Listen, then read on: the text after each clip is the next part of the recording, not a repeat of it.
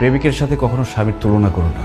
একজন প্রেমিকের কোনো দায়িত্ব নেই, সে অনেক কিছুই করতে পারে, কিন্তু একজন স্বামীর মাথায় তার স্ত্রী, তার সংসার, তার বাবা মা সবকিছুর দায়িত্ব থাকে। আর একজন স্বামী নির্দিষ্ট একজন মানুষকে খুশি করার জন্য চাইলেও অনেক কিছু করতে পারে না। একজন প্রেমিক তার প্রেমিকাকে যতটুকু ভালোবাসে, একজন স্বামী তার স্ত্রীকে অনেক গুণ বেশি ভালোবাসে, কিন্তু সেই স্বামীটা তার স্ত্রীকে তার ভালোবাসা প্রকাশ করতে পারে না, এমনকি বাবা মাকেও তার ভালোবাসা প্রকাশ করতে পারে না। আর সবার জন্য করে যাওয়া এই লোকটাকেই সবাই দোষ দেয়।